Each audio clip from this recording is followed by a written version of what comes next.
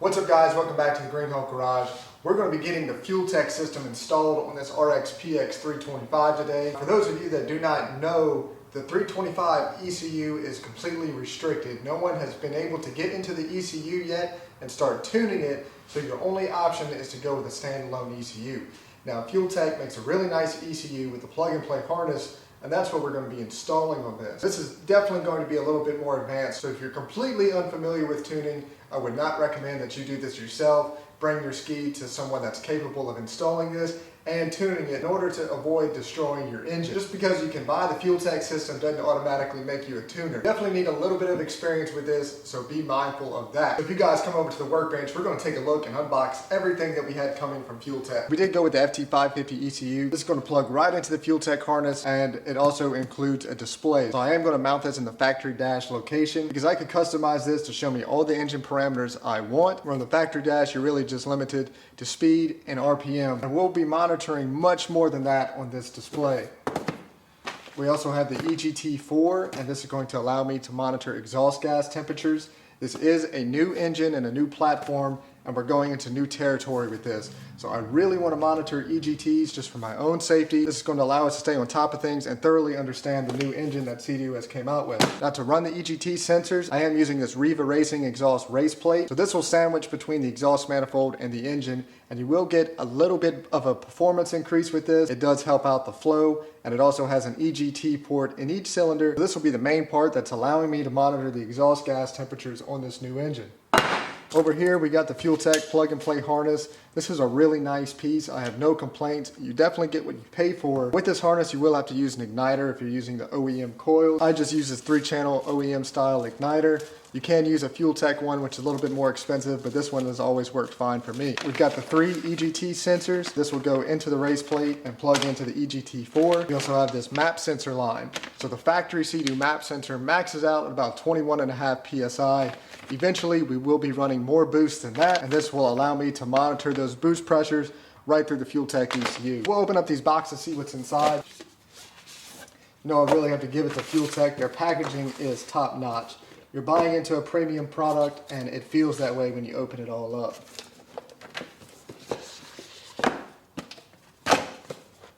So I think in the front, yeah, this is going to be your manuals. Quick install guide. You got this nice Fuel Tech badge that comes with it. Let's see here. You got a couple of Fuel Tech sticker sheets. It does come with a USB cable, a key tag, and a thumb drive. Let's see what else we got in here. Okay, we got some mounting hardware. We'll be using this to mount the dash, and we'll get to that in a little bit. And that'll be the ECU and display. It comes with this really nice protective microfiber cover and a mounting plate. Now I'm not going to be using this because I did make my own, and unfortunately I can't use this nice cover because the way I have it mounted, it won't be able to stay on. But some people, depending on how you mount it, you can use this. Fuel Tech really did a nice job packaging this all up. It comes with literally everything you need and more. This is the first Nano Pro that I've used, so I'm completely unaware of what this box comes with. So it looks like the same thing. You've got the manual, and then there's the Nano Pro O2 conditioner. So it also comes with mounting hardware and a really nice, this does have a touch screen on it, and you can do more than monitor AFR with this. This can actually act as a switch panel. You can also monitor other engine parameters if you run out of room on the Fuel Tech display, or you want to mount this elsewhere like in the engine bay. So if you happen to be working on these engines and you're running it and your head's down in the engine bay looking at something, you can mount this down in there. Monitor all your engine parameters that you need to when you're not able to look at the main display. I haven't figured out where I'm going to mount this yet, so I do need to do some more brainstorming. The EGT, my first EGT that I've opened from them. Okay, so this is also a really nice piece. So it's got this little locking bracket here to hold your sensors all in place and they won't fall out. And this communicates to the Fuel Tech through the CAN network, so that's going to be really nice. That's really everything. We're good to go with installing this. All you really have to do is plug this into the factory harness and plug this into the back of the ECU. Upload the file through there, make sure the ECU is updated, and we could start it. Of course, I want a clean install on this, so this is going to take some time. Since I'm going to be putting the Fuel-Tech dash in the OEM dash location, I've got all of this taken apart. I actually already made some 3D scans of this. I've got an insert being printed right now with a 3D printer, and when this is done, this is actually going to look really nice. I've got a few different ideas for this, and it's going to look first class when it's all done. But we've got to get the wires up through here to mount this dash and relocate the factory dash.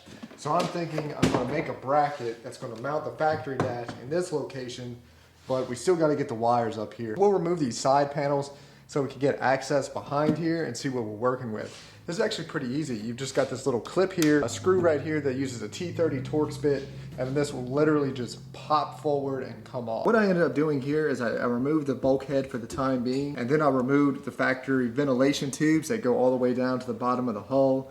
We're still going to get hull ventilation, and we are going to make some hull ventilation mods. The only purpose of those tubes is when the ski flips over, it doesn't fill with water. It's a good idea to take those out from a performance standpoint anyways, because they restrict the airflow going to the hull. And by doing that, we actually got a nice big pass through right here for the wires to come through.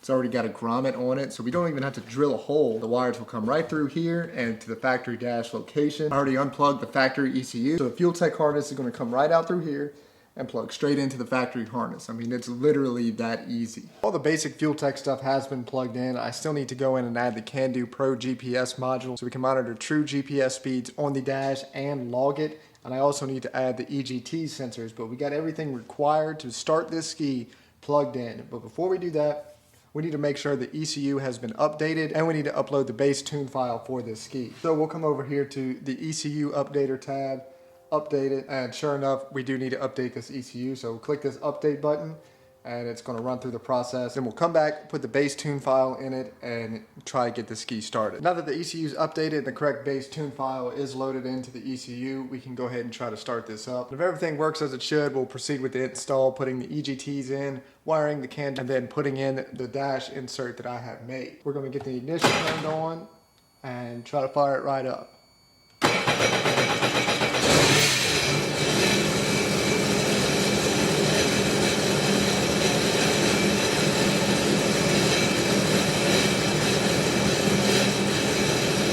Fired right up. We're ready to get going with this install. That was easy enough, but we still got a little bit more work to do before we take this to the water. Got the entire install complete, and I have to apologize. I did a terrible job of filming most of this. Just kind of got zoned out working, and this was kicking my butt and just completely forgot to film. I do have the EGT sensors installed with the race plate, and I'll admit this was a total pain in my butt, mainly because it's so hard to get to the exhaust manifold bolts. Because you can see I'm not working with a lot of room here. I've got the top bolts here, and underneath this there's just as many bolts, and it is not, see, I can't even fit my whole hand in here, so it is hard to get to. It did beat me up pretty bad, you know, cuts everywhere, bleeding a few places, but we did get it installed. If you're going to do this, definitely pull the water box off. It'll make it easier getting to this manifold and bolting it down. Other than that, I do have the dash insert. As you can see, this turned out really, really nice. Most people would look at this and not think anything of it, but this started out as a 3D scan that I made of where the dash insert needs to go. Then I made a CAD file and 3D printed it. I really am picky about the stuff that I do, and every time I do something, I strive to do it just a little bit better. And I have a fantastic 3D printer. The parts that it prints is just top notch, but you can still tell it's a 3D printed part. So I actually wrapped this with some vinyl that has like a leather appearance to it. So it really put a nice finishing touch. It gives it a little bit more of a premium look. It's nice and soft. This is a premium ski, and I think this is a premium job done here. And when I power this on, I do have the red, white, and gray Green Hulk logo popping up first. It matches the rest of the ski, and I really just think that looks great. Can't complain there. The only thing left to do is to configure the dash in the layout that I want. So we're going to go to the laptop and get that done. Here's the dashboard setup screen. You do have the option to run 4 different pages if you'd like. I'm going to try to squeeze everything that I want to see on the main page here. And if there's some other info that gets left out, I'm going to put it here. I've already got the mile per hour dead center right where I want it. Over here, I'm going to make this my AFR, which will be O2 General.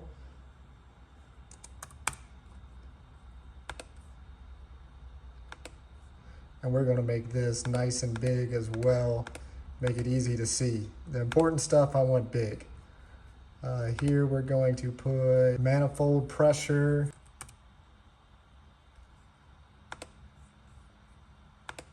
And this will also be big.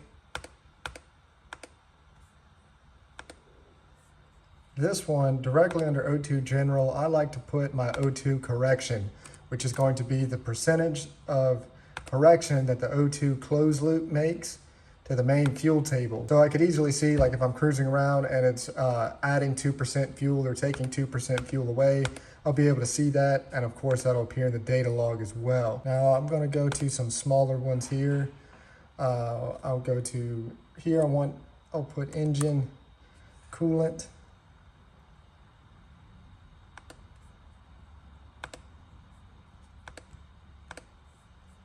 I'll put ignition timing here.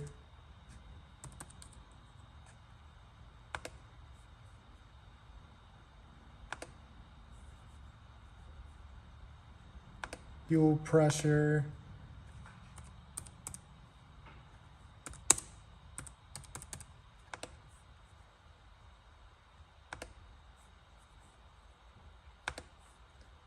Intake air temp.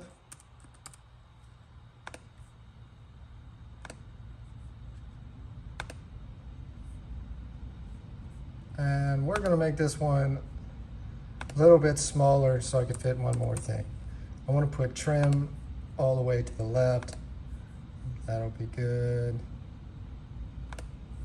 Then this will be the O2 correction.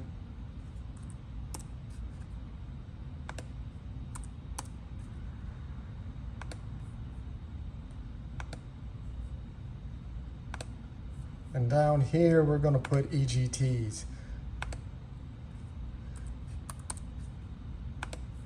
Now, what's nice about this is we could set these alerts, because when you're moving at 90 miles an hour or even 80 miles an hour, it's hard to keep an eye on every little number here.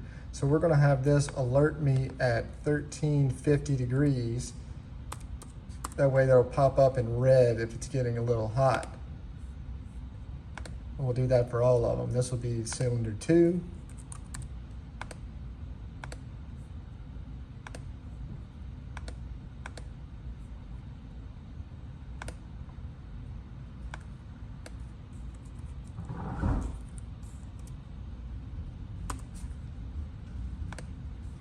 And cylinder 3.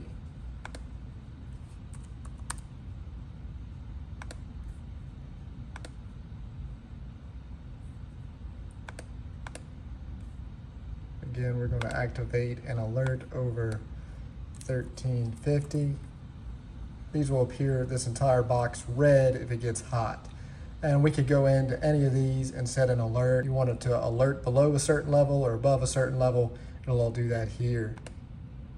Now red zone, see 10,000 RPM. I'm going to change this to 9,500 because I don't think we're going to rev it to 10K. So here, right there, that would be 9,500 RPM. We'll save this and upload this to the ski. We'll be ready to go to the water. I ran the cable for the ECU through the factory pass-through here.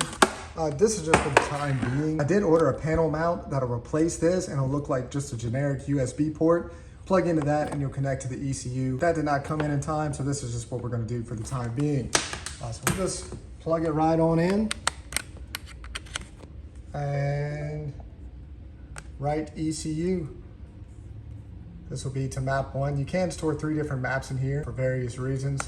We're just gonna go with map 1 for now. And that'll pop up here. Now on the base map, I did pull a lot of ignition timing out because I want to start out safe. And when we go to the water, we're going to slowly add that into it. There you can see there's my layout. We turn on the ignition and we'll see all the values. There we go. Bam, look at that.